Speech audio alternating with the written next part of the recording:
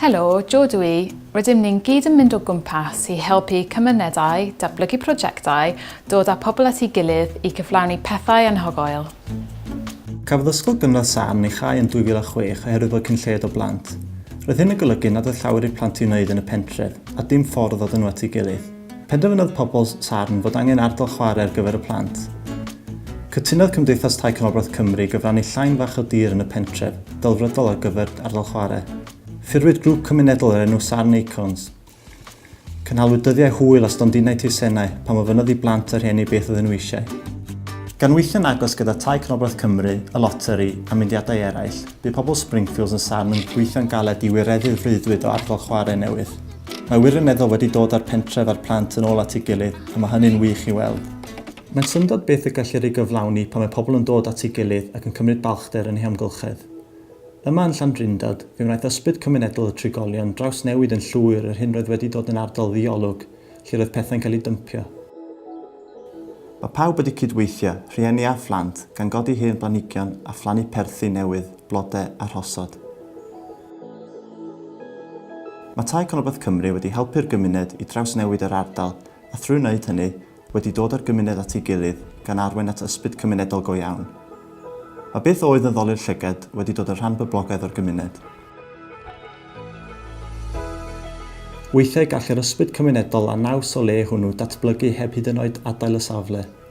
Yn un safle gerddi reidiol yn Aberystwyth, fe wnaethon drefnu cyfres o ddosbarthiadau celf greadigol lle gallai preselwyr fynd i'r afael gyda chlai hyblyg.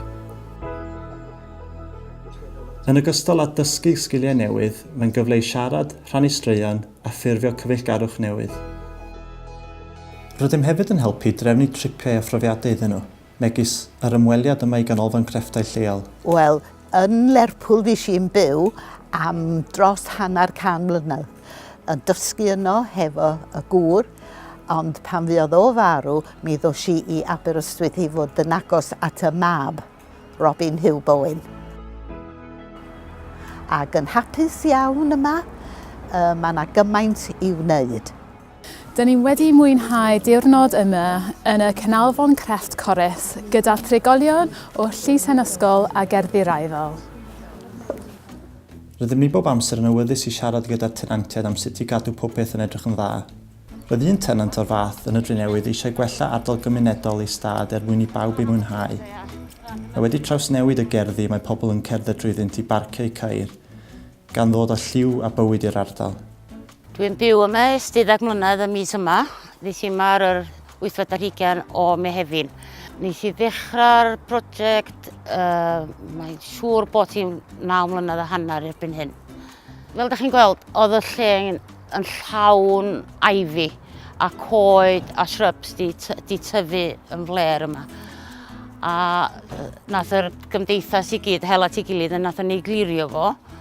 A clirio'r raised gardens a mi nath Mid Wales reid housing, reid 1000 o bunna o grant i ni fedru prynu bloda a shrubs.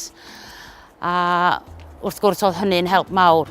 A wedyn mae Hugh yn dod yma bob yn ail wsos a mae o yn clirio y weeds a bethau i ni.